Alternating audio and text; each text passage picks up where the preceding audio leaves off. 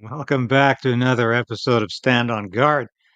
I'm your host, David Craydon. Thank you for joining me today. It's October 11th. Still feels a bit like summer at times, but fall's definitely here in the outskirts of Ottawa. Appreciate you being here on this Friday morning. Hope you're having or had a good week. We're just about at the end of it now. When we come back, more corruption. Yes, there's more. And Trudeau, of course, is trying to hide from it all. But he can hide only so long. More when we come back. So we are in a very precarious position in this country. We need political change, but we also need the resolve to resist.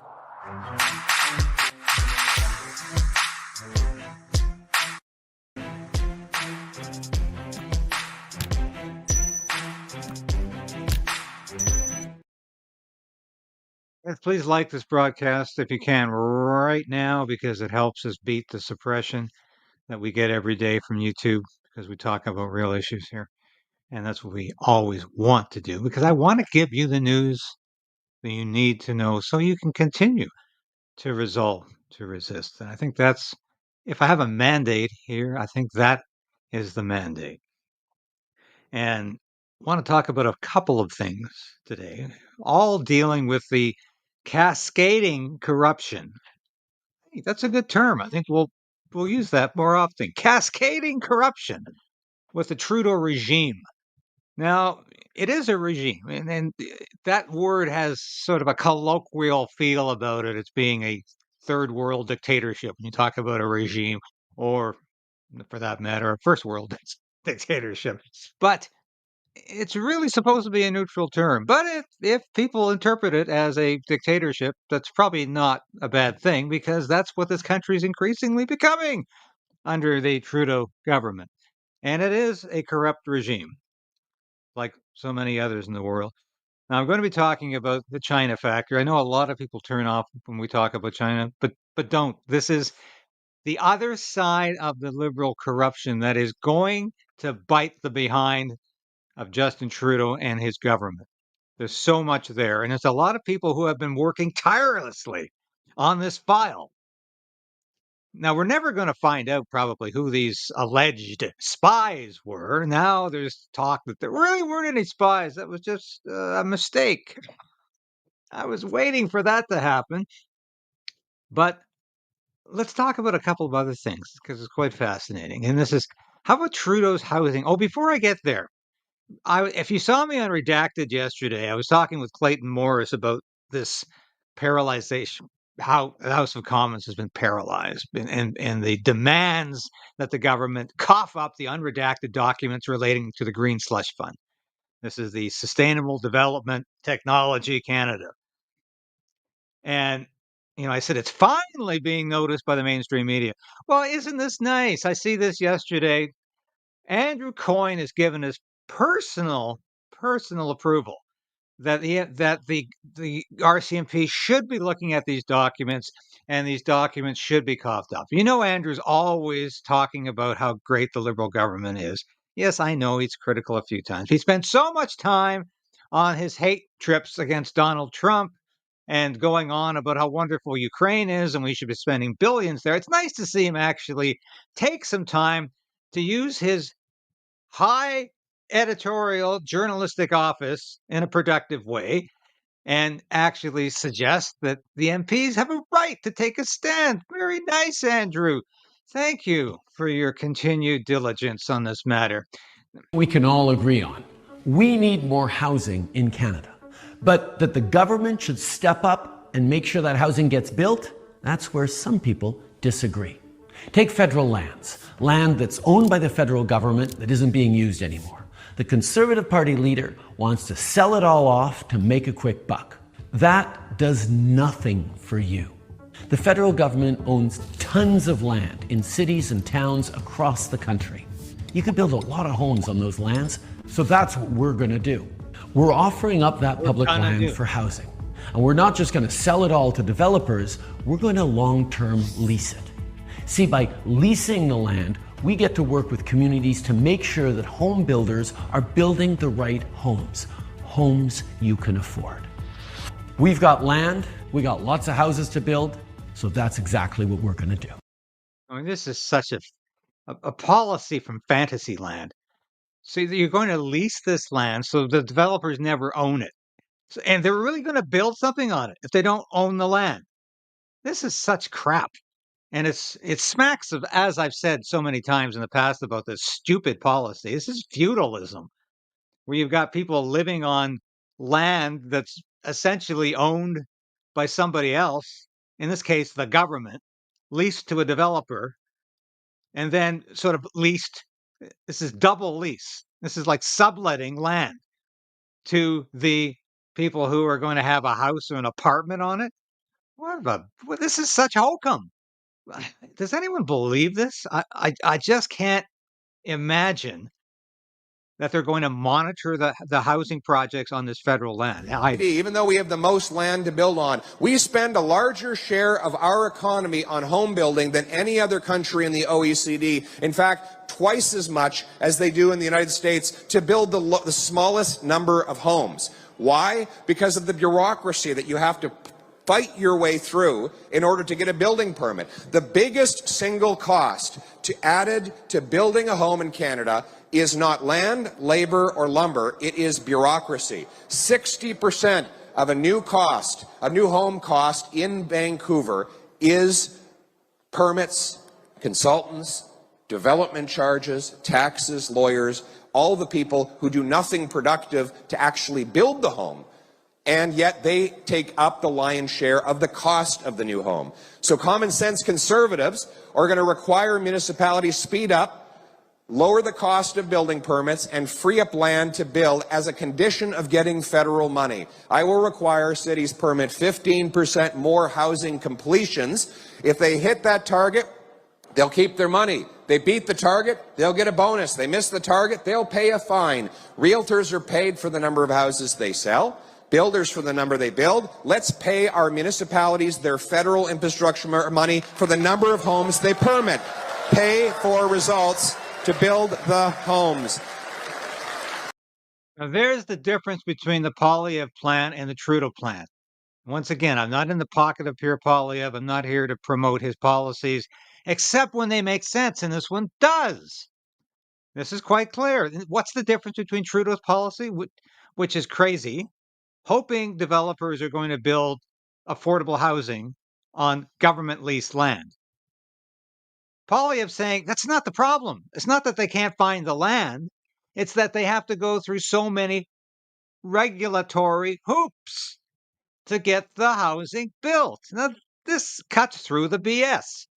And that's what all this is. Trudeau knows what the problem is. He doesn't want to make any effort to reduce the amount of regulations that are eliminating housing production or reducing housing production. He wants to keep the regulations, and he's talking about this pie in the sky plan where developers are going to say, great, I get to lease the land and let me start building. What about those regulations, though? So that's the primary. We're going to sell off 6,000 federal buildings and thousands of acres of federal land to build. And you know something? It warms my heart to think of a beautiful family pulling up in their U-Haul to move into their wonderful new home in the former headquarters of the CBC. I believe in freedom. Yeah, I've noticed. America's supposed to be the land of liberty. Yeah. Freedom and opportunity. So that we try to. I'm going to say right now, this clip is not from Tucker's show, which is copywritten and will give us get us in trouble. This is from X. As much as possible, maximize people's individual liberty, and that we try to be a country where you succeed based on your talent and hard work. Yes. Those are two fundamental values. That's what's made America great, and if we lose those, our decline will be swift. What do you, if you had to bet?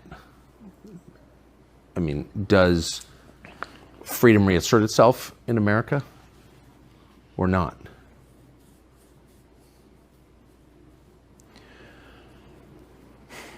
Well, that's why I think part of why this election is so pivotal. I think if we, with the Trump administration, I think we can improve the liberty of Americans. We can. I think we need to have sensible deregulation, where we. There's the key word, sensible deregulation. That's what Poilievre's talking about for Canada. This is integral to any substantive political change. We keep the regulations that matter. Like we don't want to destroy, important habitats or Yes. Encourage oil spills or anything like that. But there are so many regulatory agencies that have overlapping responsibility that we are smothering progress. And we can't build a high-speed rail in America. You look at the ridiculous high-speed rail project in California, where they've spent $7 billion, and all they've got to show for it is a 1,600-foot section of concrete with no rails on it. The picture of it online. So it's not that fast yet. We wouldn't say it's high speed at this point, or even rail. It doesn't even have rail on it. Maybe by now they put some rail on it, but it's this comically small section of rail. $7 billion has been spent, most of it in like environmental consulting and I don't know where, but clearly not in building high-speed rail. So we've got, there are so many different regulatory agencies and so many laws and regulations that prevent progress that if this continues, we simply won't be able to get anything done. It does seem like the engineers are not getting rich. It's the environmental consultants, the climate consultants, the DEI consultants. A whole consultant class seems to be getting richer by the year, where people with actual skills, the ones that bring actual progress. Useful things, products and services that you can use. That's right. Yeah. So this is a trend. Things that if you were like traveling on a desert island, you'd want those people. Right. But you wouldn't want environmental consultants. They seem undercompensated. It's like you're going to starve. Though. Okay. Yeah. And And it's like who are actual builders at get things done, and every year we're making it harder in America for actual builders to get things done. Right. And that is very interesting because you think about how many useless jobs are out there right now. People doing things that are of absolute no account, absolutely useless work. And there's so many people doing so-called consulting that are producing paper that is meaningless and will be thrown into the fire eventually. And the work is completely inconsequential. If you do real work, I mean, people listening right now, if you drive a truck, if you serve food, if you grow food, you do real work. If you construct buildings, you're doing real work. Consultants don't do real work. I like to think I'm doing real work again. Well, I think the work I did in the military was important. And I think I've always tried to be an even-handed, fair, objective journalist. But I really do feel like I'm doing real work right now. And I know a lot of you are doing real work. But these people who are contracted by the government to give them advice that they already know what that advice will be, it is just a crock. Now, I want to get onto this here briefly. I can't probably show the whole section of clips here, but there's more crap coming out about China. And I just want to read it. We had Sam Cooper on the show recently here.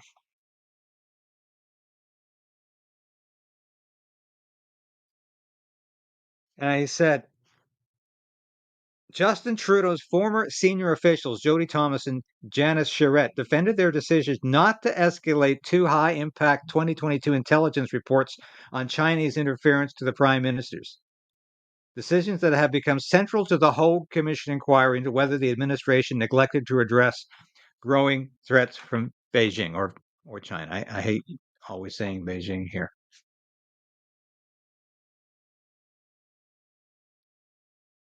Here's another. In a significant development that could reshape Canadian perceptions of the Hogue Commission's investigation into foreign interference, the Bureau's national security sources allege that a critical point of the highly sensitive Michael Chan warrant, delayed for more than 6 weeks by Public Safety Minister Bill Blair's office, touched on the office of Prime Minister Justin Trudeau. So we're not hearing anything about the Home Commission right now, except that looks like we're not going to get these names. Let's listen to a bit of this. Mr. Erskine Smith had more integrity than that, than to worry, not be worried about $400 Point of order. Like, what is this stolen absolute from bullshit? taxpayers. This is absolute all right. bullshit. Whoa, Come whoa. on. Okay, Come on, all right. Come on. My integrity? Let's, you can fuck okay, right off. okay. Now, this is the Ethics Committee talking about the Green Slush Fund. That's how things are being discussed right now in the committee. The Liberals are berserk. They are completely out of control. And listen to this clown. All right. Confirmed everything I've been saying. Now, this might be the story of the week. Underreported. This is the Parliamentary Bureau that reports on expenses. This is another confirmation that the Trudeau government is lying about the carbon tax rebate in quotation marks. You know how they talk about, 60% of Canadians are getting more back from the Canadian carbon rebate, more money in their pockets. The talking point, you've heard, it's a lie. And the Parliamentary Budget Office, the PBO, has confirmed it again. About this horrible tax, this ripoff. It showed that 60% of Canadians pay more in the carbon tax than they get back in rebates. 100% of middle-class Canadians lose out.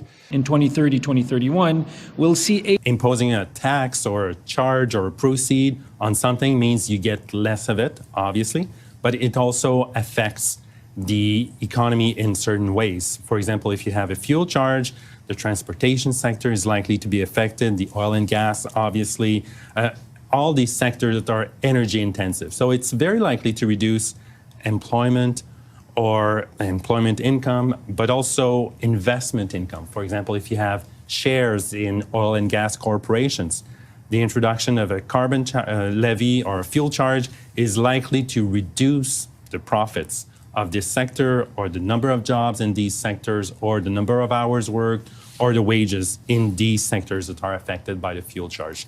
So once you factor in these aspects or these consequences of the fuel charge, then the situation changes quite significantly. And if we could pull that board just back up, if you guys don't mind, in the control room, it shows then on average more of a cost to Canadians. So the opposite essentially of what the initial and the analysis showed, exactly, right? Because then you have individuals on average will have a slightly lower employment income or investment income. As I said, if you have shares in corporations or dividends coming from these types of companies or businesses, then it will be affected. All right, I know it matters to you. I know it matters to you that the Liberal government has been lying through its teeth about this.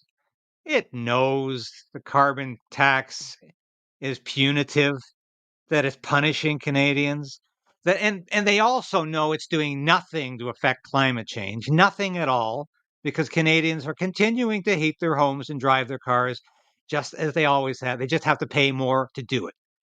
Liberals know that. They know this is a farce. They know this is all about appeasing environmental extremists, appeasing the climate change activists, appeasing the climate change extremists who are demanding this. This is all this is about. All this is about. To the RCMP superintendents, can you... Now we're going to listen to a bit of this. This is the testimony we're hearing about Chinese interference. confirm that there are no PRC police stations operating in Canada at this time?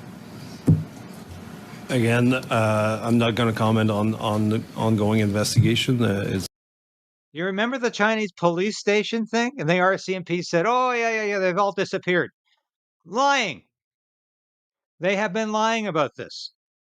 And of course, this guy doesn't want to even talk about it. Do you remember when the RCMP was a fairly objective organization that worked for Canadians, that worked for a objective standard of justice and was not in the pocket of Justin Trudeau? Well, that is a foregone organization. Or shall we say that's an organization that exists in the past? It's been well detailed that there is ongoing investigations on this, so I'm not going to provide any further comments. Well, with respect, I believe Minister Mendocino, as he was Minister of Public Safety, I believe he actually publicly commented on this issue in 2023, saying that the police stations had been shut down. Now, I think that this is a matter that concerns Canadians greatly, particularly groups that are targeted. And I'm just, candidly, I'm a bit surprised that we can't even hear in Parliament say whether or not there are police stations. I mean, I understand that there are active investigations, or there might be. I'm not sure if there might be. How can't we just say yes or no, these things are or are not operating, and how does that jeopardize an investigation? So there is active investigation. To your point, saying there might be, I think it's been confirmed that there is active investigation. And again, I'm not going to comment further on this subject. From what I can understand, and I know I don't have a whole lot of time, but my understanding is that the RCMP said that they shut these down, that this is in 2023. So if that's different in 2024, here we are as parliamentarians studying foreign interference. I think we should know. So what is he saying? The RCMP just confirmed there's active ongoing investigations into these Chinese police stations after the government said they'd all been shut down. So this government lies to you constantly about everything. Yes, there are Chinese police stations, but the government has never admitted that truthfully, and it lied about them all being mysteriously and miraculously just shut down. Whether or not there has been a change there. Do you have any comment to that? I don't have any comments, Mr. Chair. I would not characterize it as a shift to disruption. What it is a shift or a reinforcement of the focus being on actions that lead to greater public safety and more significant impact. So it's not like we are shifting to or away something. We are simply saying that prosecution is not the gold standard meaning how we're going to be measured on whether or not we've had success. We're going to employ and have been employing more recently. Interesting admission here. Prosecution is not the gold standard. I thought that's what the police force ultimately was trying to achieve. Would he also be applying this to anything in the Prime Minister or the Prime Minister's office? Prosecution, forget it. That's not the gold standard. We'll do a trifle bit of investigating. We'll do a cursory investigation. And that'll be the gold standard. The fact that we actually reacted to this at all. All of the possible options and tools, which would include disruption as well as other things, to have a greater public safety impact. What's examples of disruption, just so you can explain to Canadians what that means? I mean, you talk about parking police cars. I think Mr. Dehem must have mentioned that earlier or last year. Parking police cars in front of the alleged police stations. Is that invisible? Is that, give us some other examples of disruption. So I'll be cautious in getting into some of the key examples, but one of the things is being visibly present, as you said. The other is working with partners that have authorities, whether it be CBSA, IRCC, Elections Canada. I'm having a blank here on. I guess generally it's other government departments who can operate in that space and are probably better positioned to do the disruption than the organization. As Mark mentioned, we've been looking for the gold standard, but sometimes you don't get there, and disruption is probably sometimes a better tool. And ever notice how these government bureaucrats, and that's all the RCMP are now, are government bureaucrats. They talk about everything in talking points. They can't even level with you anymore. They're talking about the gold standard, whatever the hell that means. But that's how they talk because they're there to defend the government. that's where the community has to come together and see who's better positioned to do that disruption. The question of whether or not this issue is followed up on is a question rightly put to the RCMP. And it is up to the RCMP to decide on the basis of any intelligence or evidence they may have in their possession whether they're going to take steps or not. I'm not in a position to comment for what the RCMP will or will not do. No, they're not in position. Chair, on April 10th of this year, the Globe and Mail reported that in 2019, the then Liberal candidate, now Member of Parliament for Don Valley North, was tipped off by a Liberal Party member that he was being monitored by CSIS. It was confirmed at the public inquiry on foreign interference that only a select few top Liberals closely connected to the Prime Minister were present at classified CSIS briefing where this information was communicated. 3 top Liberals received the briefing, including Azim Ismail, the National Director of the Liberal Party. Mr. Ismail then briefed Jeremy Broadhurst, who did have the requisite security clearance, Broadhurst being a top advisor to the Prime Minister. Broadhurst then briefed the Prime Minister. So what we know is that 5 top Liberals, including the Prime Minister himself, were briefed. That information resulted in a leak in which a candidate, now Member of Parliament, was tipped off that he was being monitored by CSIS. Can you confirm that knowingly leaking classified information is an offense under Sections 13 and 14 of the Security of Information Act? Yes, leaking classified information is a criminal offense. And it would be fair to say that it is a serious offense punishable by up to 14 years behind bars. Yes, I believe they're correct. Yes.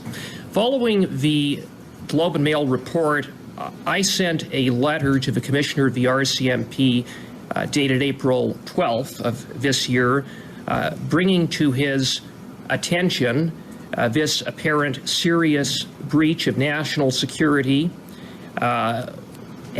whereby all evidence points to 5 top Liberals, one of whom, or more than one of whom, may have betrayed their oath of secrecy and leaked classified information, undermining ongoing national security operations. And on May 3rd, 2024, I received a letter from the Commissioner acknowledging my letter.